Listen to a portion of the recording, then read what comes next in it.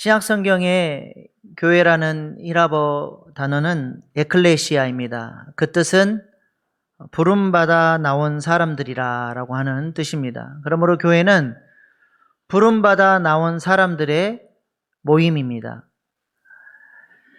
누가 우리를 불렀습니까? 하나님이 우리를 불러주셨습니다. 우리는 하나님의 부르심에 응답해서 어둠에서 빛으로 나온 사람들이죠. 그렇다면 하나님께서 우리를 왜 부르셨습니까? 무엇을 위해서 하나님께서 우리를 불러주셨습니까? 많은 경우 구원받기 위해서 불러주셨다 그렇게 대답합니다. 네, 틀린 말이 아닙니다. 하나님께서는 우리를 구원하시기 위해서 불러주셨습니다. 그러나 하나님께서 우리를 부르신 목적을 다 담아내기에는 너무 좁은 대답이라고 하는 것입니다. 오늘 아브라함의 부르심을 말씀을 통해 살펴보면서 우리를 부르신 목적이 무엇인지, 부름받은 우리는 어떻게 살아야 하는지 말씀을 통해 살펴보기를 원합니다. 하나님은 아브라함의 부르심에 응답해서 강을 건너 바벨론의 질서를 벗어나서 사명의 땅 가나안으로 들어왔습니다. 하나님께서 아브라함을 왜 부르셨습니까? 오늘 본문 1절로 3절 말씀이 그것을 말하고 있습니다. 여호와께서 아브라함에게 이르시되 너는 너의 고향과 친척과 아비집을 떠나 내가 내게 보여줄 땅으로 가라. 내가 너로 큰 민족을 이루고 내게 복을 주어 내 이름을 창대케 하리니 너는 복이 될지라. 너를 축복하는 자에게는 내가 복을 내리고 너를 저주하는 자에게는 내가 저주하리니 땅의 모든 족속이 너로 말미암아 복을 얻을 것이니라 하신지라. 하나님이 아브라함을 왜 부르셨습니까? 하나님께서 아브라함에게 복을 주시고 또한 너는 복이 될지라. 아브라함을 복덩이로 부르셨다라고 말씀을 하십니다. 그렇다면 성경이 말하는 복은 무엇입니까? 복은 히브리어로 바라크라고 하는 단어를 쓰는데 높여준다, 찬양한다 그런 뜻이 있습니다. 이 단어를 하나님이 우리를 향해서 쓰실 때 복으로 성경이 번역을 하고, 우리가 하나님께 이 바라크라는 단어를 쓸 때는 하나님을 찬양한다, 높인다 그렇게 성경이 번역을 합니다. 그래서 창세기 24장 27절 말씀 보시면 이르되 나의 주인 아브라함의 하나님 여호와를 찬송하나이다. 여기서 이 찬송하다 이게 바라크라고 하는 단어죠. 또 똑같은 단어가 24장 35절에는 이렇게 번역되어 있습니다. 여호와께서 나의 주인에게 크게 복을 주시어 창성하게 하시되, 하나님을 높인다, 찬양한다, 또 하나님 우리에게 복을 주신다, 다 같은 단어라는 것이죠. 신약 성경도 마찬가지입니다. 에베소서 1장 13절 말씀도 똑같습니다. 찬송하리로다 하나님 곧 우리 주 예수 그리스도의 아버지께서 그리스도 안에서 하늘에 속한 모든 신령한 복을 우리에게 주시되. 율로게오라는 이 히라버 단어인데요. 우리가 하나님께 이 단어를 쓸 때는 찬송으로, 또 하나님이 우리에게 이 단어를 쓰실 때는 신령한 복을 주시는 것으로 그렇게 번역을 하고 있습니다. 그러므로 성경이 말하는 복은 높여주는 것입니다. 바벨탑을 쌓은 사람들은 자기 스스로 자신의 이름을 높이려고 했죠. 근데 강을 건넌 아브라함은 하나님께서 복을 주셔서 아브라함의 이름을 창대케 하시고 또 아브라함을 높여주셨습니다. 그리고 아브라함에게 너는 복이 될지라. 아브라함을 복덩이 삼으셔서 그 복을 나누는 존재로 불러주셨다는 것입니다. 복은 높여주는 것이기 때문에 아브라함이 복을 나눴다라는 것은 자기를 만나는 사람들을 아브라함이 높여주는 일을 했다라는 것입니다. 죄로 말미암아 쓰러지고 가치 없는 일을 추구하는 사람들에게 복을 나눠주고 선한 영향력을 끼쳐서 그들로 하여금 하나님을 높이고 찬양하고 하나님이 부르신 가치 있는 삶을 살아갈 수 있도록 그들을 높여주는 그 역할을 감당했다라고 하는 것입니다. 저는 이 세상에서 가장 부러운 사람들이 바로 이런 복덩이 같은 사람들입니다. 하나님과의 좋은 관계성 속에서 하나님이 그를 높여주시고 은혜 주시고 아버지의 사랑을 부어주셔서 그 안에 이 하나님의 사랑이 흘러 넘치는 것이죠. 그래서 만나는 사람들마다 그 아버지의 사랑이 전수가 되고 다시 하나님을 찬양하고 열정을 가지고 하나님께 나아갈 수 있도록 그렇게 새 힘을 공급해주는 그런 사람, 그런 사람이 바로 성경이 말하는 복덩어리입니다. 제가 공복무 시절에 조나단 에드워즈 목사님의 책을 읽고 정말 은혜를 많이 받고 감동을 많이 받았습니다. 그래서 하루는 빗자루 잡고 청소를 하는데 제 마음이 막 너무 뜨거워지는 거예요. 그래서 제가 하나님께 그 빗자루를 붙들고 그렇게 기도를 한 적이 있습니다. 하나님, 조나단 에드워즈 목사님은 저를 한 번도 만나본 적이 없고 300년 전에 저 먼 미국에서 목회를 하셨던 분인데 그 긴 시간을 건너뛰어서 이 한국 땅에 한 젊은이의 가슴에 이렇게 불을 지펴줍니다. 하나님, 저도 조나단 에드워즈 목사님처럼 제가 알지 못하는 사람들에게 그런 선한 영향력을 끼칠 수 있는 사람 되게 해주십시오. 빗자루 붙들고 청소하다 말고 기도했던 적이 있습니다. 사랑하는 성도 여러분, 여러분은 어떠한 신앙인이 되기를 원하십니까? 하나님은 우리를 복으로, 복덩이로 불러주셨습니다. 그리고 그 선한 영향력을 흘려보내는 그런 존재가 되기를 원하십니다. 요한복음 15장에 보면 예수님께서 참포도나무 비유를 통해서 우리에게 교훈을 전해주시는데요. 예수님께서 3가지 종류의 가지를 말씀하십니다. 첫째는 포도나무에 붙어 있어서 열매를 잘 맺는 가지. 두 번째는 포도나무에 붙어 있는데 열매를 맺지 못하는 가지. 세 번째는 포도나무에서 떨어져서 열매 맺지 못하는 가지. 이 3가지 가지들을 말씀을 하시면서 이 가지들에 대해서 예수님이 어떻게 하실 건지를 말씀을 하십니다. 요한복음 15장 2절 말씀 우리 한번 같이 읽어보겠습니다. 시작. 무릇 내게 붙어 있어 열매를 맺지 아니하는 가지는 아버지께서 그것을 제거해 버리시고 무릇 열매를 맺는 가지는 더 열매를 맺게 하려 하여 그것을 깨끗하게 하시느니라. 자, 보세요. 열매 맺는 가지는 더 열매 맺게 하려고 어떻게 하셔요?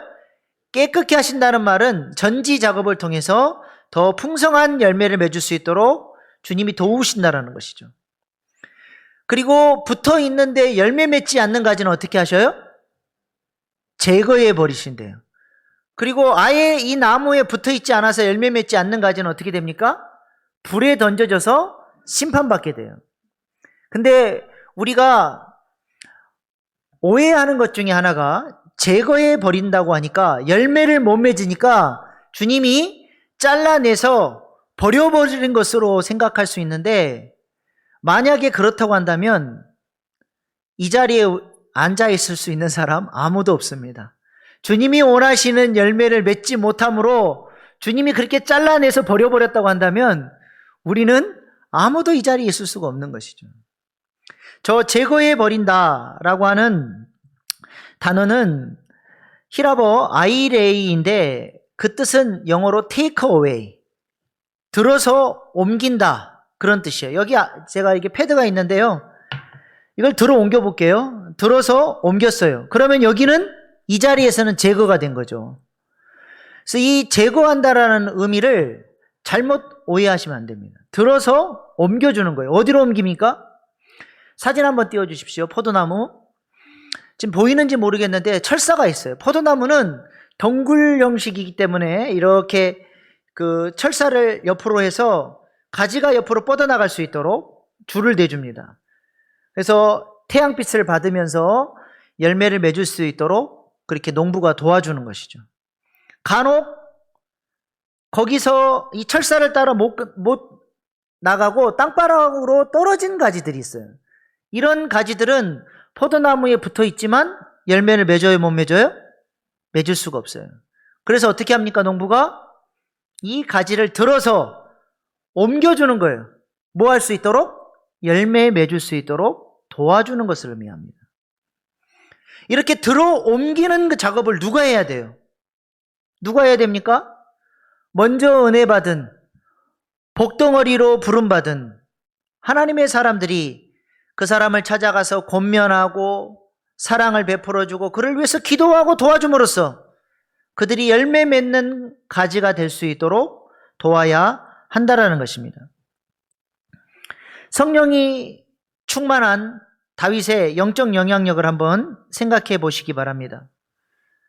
소년 다윗은 기름 부음을 받고 성령으로 충만해졌어요. 영적 영향력이 나타나기 시작하는데 다윗이 찬양을 하면 사울 안에 있는 악령이 떠나가는 것입니다. 어느 날 우연히 형들의 심부름, 아버지의 심부름을 통해서 형들에게 먹을 것을 가져다 주러 왔다가 골리앗이 하나님의 이름을 모독하고 저주하는 모습을 보게 됩니다. 그런데 이스라엘 군대가 하나님을 그렇게 모독하는 골리앗 앞에서 벌벌 떨고 두려워하고 숨어 있는 것입니다. 다윗은 그 모습을 보자 마음속에서 거룩한 분노가 올라오고 골리앗과 어떻게 해서든 싸워서 하나님의 명예에 먹칠을 하는 골리앗을 넘어뜨리고 하나님께 영광을 돌려야 되겠다라고 하는 뜨거운 열정이 그의 가슴 안에 올라오는 것이죠. 이 열정이라고 하는 단어, 그 영어 단어 중에 enthusiasm이라는 단어가 있습니다. 이 단어는 엔테오스라고 하는 어원에서 왔는데요. 인갓이란 뜻이에요. 하나님 안에 있을 때 열정이 생겨난다는 것이죠.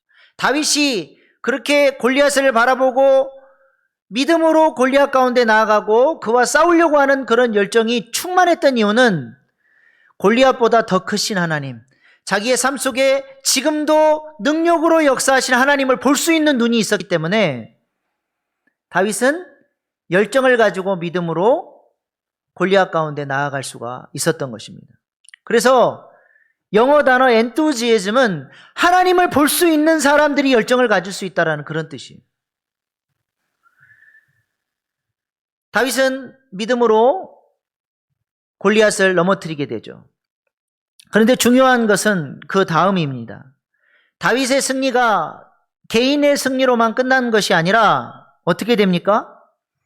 다윗의 믿음과 용기가 그대로 이스라엘 군대에게로 전수가 됩니다. 다윗과 함께 하셔서 골리앗을 넘어뜨리는 그 하나님의 전능하신 능력이 이제는 이스라엘 군대 가운데도 보이기 시작하는, 다윗 가운데 역사하는 하나님을 이스라엘 백성들이 보기 시작하니까 그렇게 비겁하고 무서워서 벌벌 떨던 이스라엘 백성들이 용기 백배해져서 도망가는 블레셋을 추격하고 엄청난 승리를 거두게 됩니다.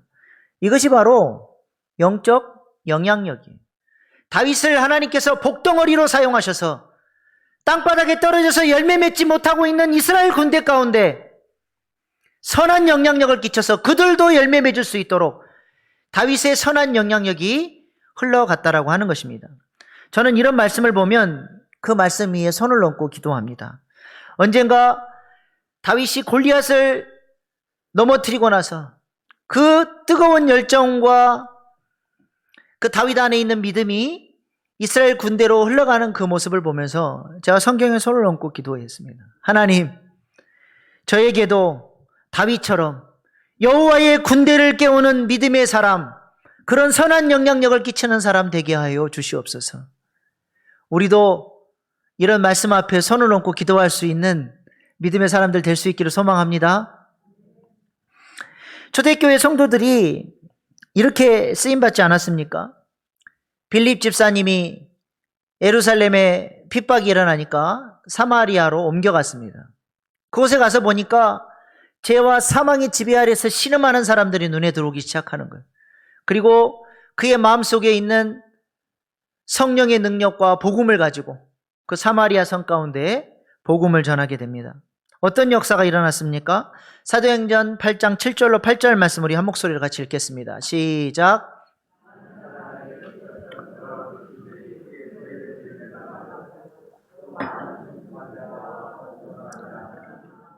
그 성에 큰 기쁨이 있더라. 죄와 사망의 지배 아래서 귀신 들리고 아프고 신음하던 그들을 건져내고 하나님 나라의 복음이 선포되니까 그 성에 큰 기쁨이 일어났다는 것입니다. 우리 일신교회 안에도 이러한 기쁨이 충만하게 나타날 수 있기를 소망합니다. 이러한 비전을 붙들고 가슴 뛰는 기도를 할 때에 우리 교회가 살아나고 우리 교회를 통해서 지역사회를 넘어 온 열방 가운데 이 복음의 능력을 전할 수 있는 교회가 될 줄로 믿습니다. 오늘 본문의 아브라함도 보시기 바랍니다. 아브라함이 하나님의 약속을 붙들고 가나안 땅에 드디어 들어옵니다. 그런데 가나안 땅의 환경이 어떻습니까? 오늘 본문 6절 말씀입니다. 아브라함이 그 땅을 지나 세겜 땅 모래 상수리 나무에 이르니 그때 가나안 사람이 그 땅에 거주하였더라. 아브라함이 도착한 곳은 세겜 땅 모래 상수리 나무였습니다. 모래는 무당, 점쟁이 그런 뜻입니다. 상수리 나무는 풍요와 다산을 쫓는 가나안 종교를 드리는 이방 제사를 드리는 장소가 바로 상수리 나무 아래이죠.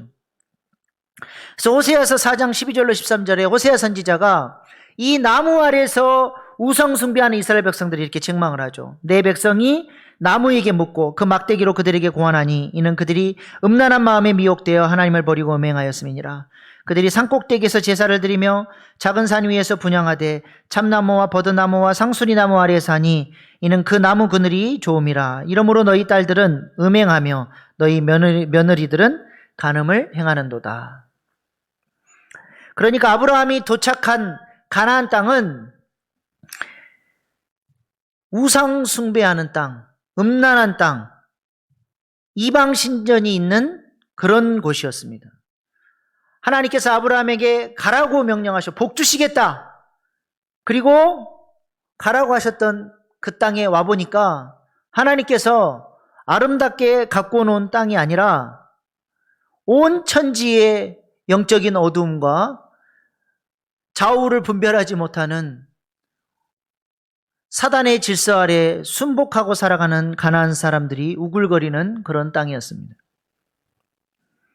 왜 하나님께서 아브라함을 이런 땅으로 인도하셨습니까? 하나님은 아브라함이 그 땅에 복덩어리가 되어 그 어두운 땅 가운데 하나님의 복을 전하고 하나님 나라를 세워나가는, 그래서 그 땅에 하나님이 통치하시는 땅으로 세워나가는 일을 위해서 아브라함을 쓰시기를 원하셨던 것입니다. 아브라함이 봤을 때 그 땅은 아무런 소망이 없는 땅이고 어두운 땅이었습니다. 암울하고 답답하고 답이 안 보이는 그런 땅이었습니다. 이런 아브라함의 마음을 잘 보여주는 그런 기도문이 있습니다. 조선말 이 땅을 하나님 나라로 세워가기 위해서 오신 언더우드 선교사님이 이 아브라함 마음과 같은 마음으로 기도를 했습니다. 우리 잠깐 영상으로 이 언더우드 선교사님의 기도문을 잠깐 보시겠습니다.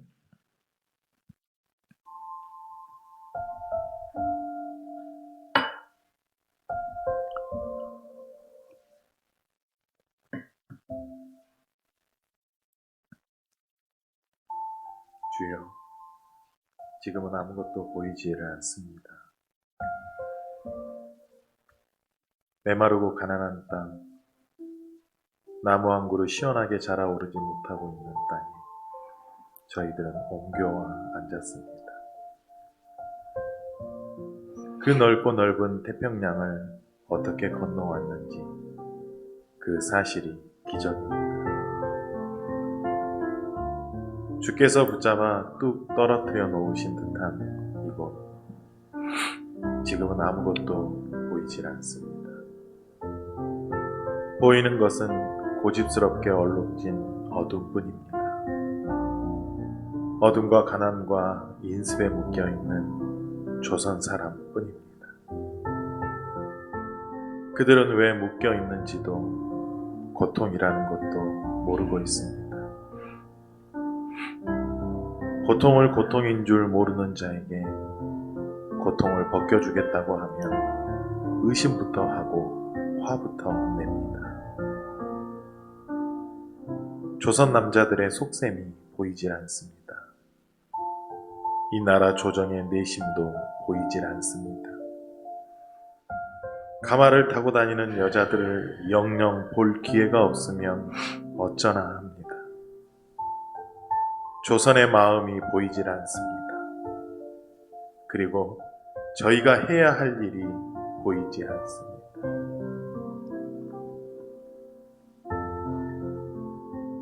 그러나 주님, 순종하겠습니다.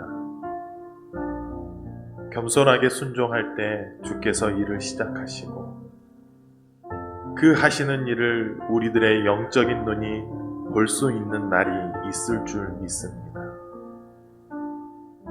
믿음은 바라는 것들의 실상이요 보지 못하는 것들의 증거라고 하신 말씀을 따라 조선의 믿음의 앞날을 볼 수 있게 될 것을 믿습니다. 지금은 우리가 황무지 위에 맨손으로 서 있는 것 같지만 지금은 우리가 서양 귀신 양귀자라고 손가락질 받고 있지만 저희들이 우리 영혼과 하나인 것을 깨닫고 하늘나라의 한 백성, 한 자녀임을 알고 눈물로 기뻐할 날이 있을 줄 믿습니다. 지금은 예배드릴 예배당도 없고 학교도 없고 그저 경계와 의심과 멸시와 천대함이 가득한 곳이지만 이곳이 머지않아 은총의 땅이 되리라는 것을 믿습니다. 주여, 오직 제 믿음을 붙잡아 주소서.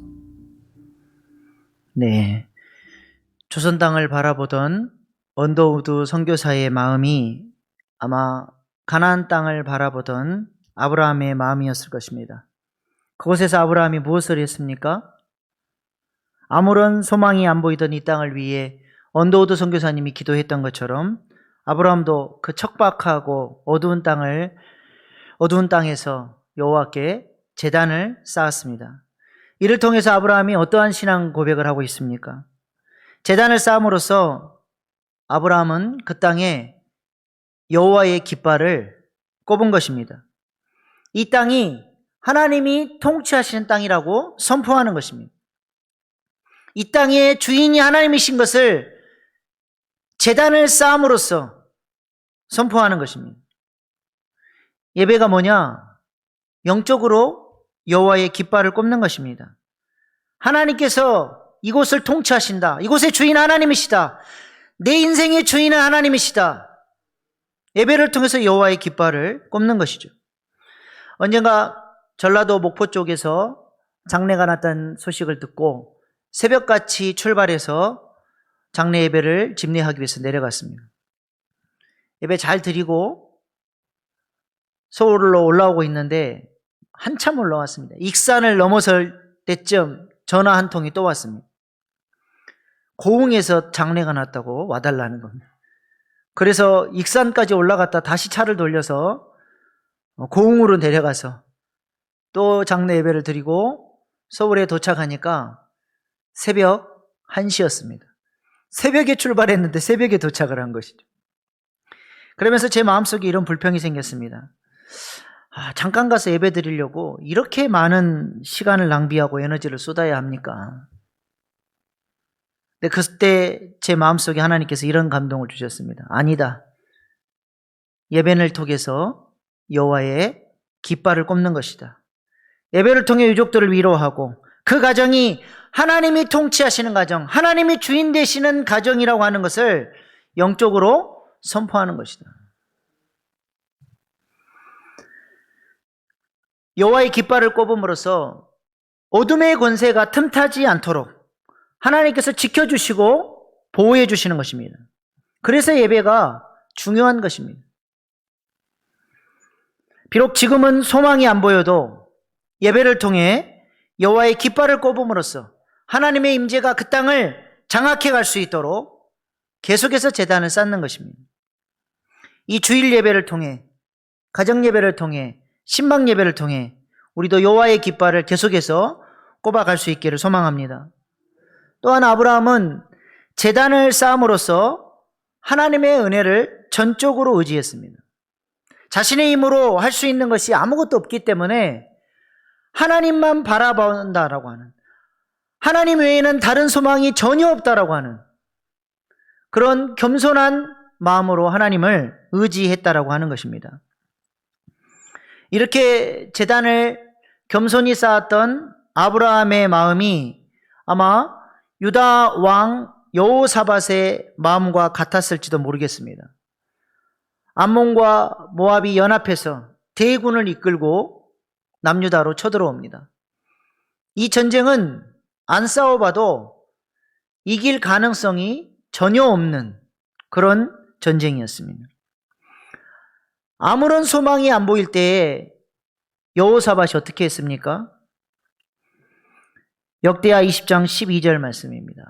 여호사밧은 하나님 앞에 이렇게 기도합니다. 우리 하나님이여 그들을 징벌하지 아니하시나이까? 우리를 치러 오는 이 큰 무리를 우리가 대적할 능력이 없고 어떻게 할 줄도 알지 못하옵고 오직 주만 바라보나이다. 언더우드 선교사님의 기도 같지 않습니까? 우리가 대적할 능력이 없고 어떻게 할 줄도 알지 못하옵고 오직 주만 바라보나이다. 이렇게 겸손히 하나님을 의지하는 기도에 하나님께서 어떻게 응답해 주십니까? 역대하 20장 22절 23절 말씀입니다. 그 노래와 찬송이 시작될 때 여호와께서 복병을 두어 유다를 치러 온 암몬 자손과 모압과 세일산 주민들을 치게 하심으로 그들이 패하였으니 곧 암몬과 모압 자손이 일어나 세일산 주민들을 쳐서 진멸하고 세일 주민들을 멸한 후에는 그들이 서로 쳐 죽였더라. 여호와께서 복병을 두어서 유다를 치러 오는 그들을 무찔러 주셨다라는 것입니다. 이길 가능성이 전혀 없는 그 전쟁에서 하나님만 바라봤더니 하나님께서 기가 막힌 승리로 역사해 주셨다라는 것입니다. 여러분이 지금 혹시 여러분의 힘으로 어떻게 해볼 수 없는 문제 앞에서 좌절하고 넘어져 계십니까? 자녀의 문제, 건강의 문제, 경제의 문제 등 내 힘으로 어떻게 할 수 없는 환경 때문에 힘들어 하십니까? 한번 따라해 보십시다. 우리가 대적할 능력이 없고 어떻게 할 줄도 알지 못하옵고 오직 주만 바라보나이다. 오직 주만 바라보나이다. 우리가 전적으로 이렇게 하나님 앞에 겸손히 의지하며 기도하며 나아갈 때, 그렇게 제단을 쌓을 때 하나님께서 우리의 삶 가운데 놀라운 승리를 주시리라 믿습니다. 우리의 삶은 앞으로도 계속해서 모래의 상수리 나무를 만나는 삶을 살게 될 것입니다. 세상의 거센 유혹과 도전 앞에 우리는 계속 서게 될 것입니다. 그때마다 우리가 무엇을 해야 합니까? 포기하지 않고 하나님 앞에 제단을 쌓아야 할 줄로 믿습니다. 그리야 할 때에 세상의 거센 물줄기를 거스르며 하나님의 통치를 경험하며 살아가는 복된 인생이 될 줄로 믿습니다. 하나님은 우리가 이렇게 제단을 쌓는 복덩이가 되라고 우리를 불러주셨습니다. 교회는 하나님께 부름받은 공동체입니다. 하나님께서 우리를 이 자리에 부르신 이유는 단순히 천국 가기 위해서만 부르신 것이 아니라 복덩이가 돼서 우리 가정을 살리고 교회를 새롭게 하고 건강하게 세워서 이 지역사회를 넘어 온 열방까지 하나님 나라를 세우는 일에 하나님 우리를 사용하시기를 원하시는 것입니다. 아브라함은 가는 곳마다 제단을 쌓았습니다. 우리의 모든 삶의 자리에도 제단을 쌓은 흔적들이 넘쳐날 수 있기를 소망합니다. 마지막으로 눈물의 제단을 통해서 가정을 살린 위대한 믿음의 어머니들의 기도를 영상으로 보고 마치겠습니다.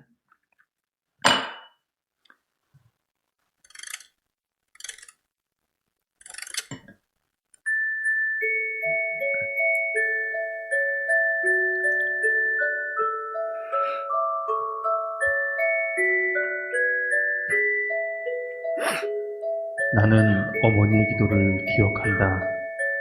그 기도는 항상 나를 따라다녔고 평생 나와 함께했다.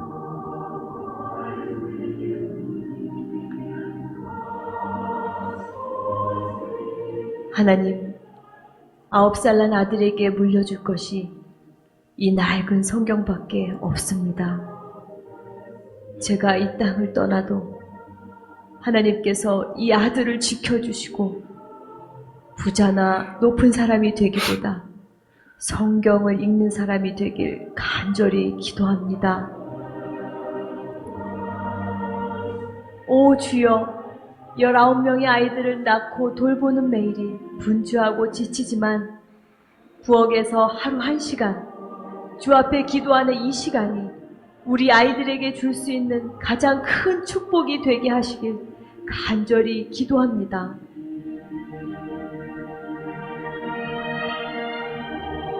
(13년) 동안 죄악과 방탕한 삶을 살던 아들을 구원해 주셔서 감사드립니다. 이 죄인의 눈물의 기도를 들어주신 아버지여, 이제 그 아들로 하여금 모든 죄를 철저히 회개하고 평생 주의 영광을 위해 살게 하시길 간절히 기도합니다.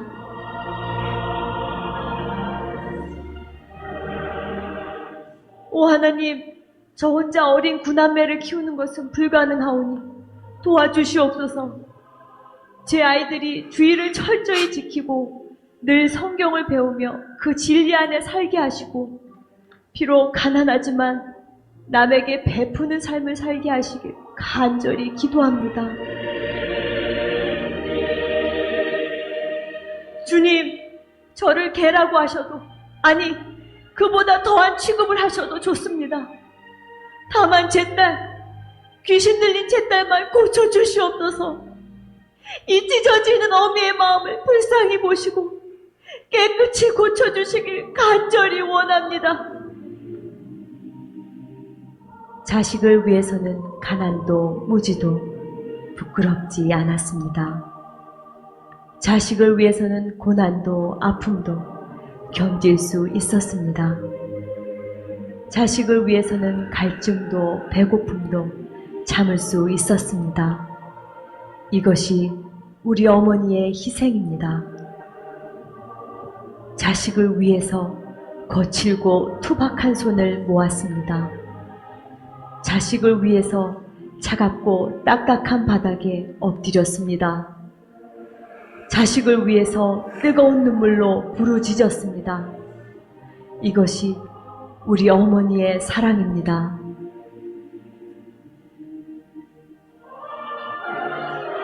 오늘 우리에게 기도하는 어머니를 주신 하나님께 감사드립니다. 어머니를 통해 하나님의 완전한 사랑과 희생을 알게 하셔서 감사드립니다. 주여, 어머니들의 믿음을 본받아 우리도 자녀를 위해 눈물로 기도하는 어머니가 되게 하시옵소서. 주여, 우리 평생에 기도의 유산, 말씀의 유산을 물려주는 믿음의 어머니가 되게 하시옵소서. 눈물로 기도하는 어머니의 자녀는 망하지 않습니다. 어머니의 기도는 자녀를 변화시킵니다. 기도하면 됩니다. 기도하시겠습니다.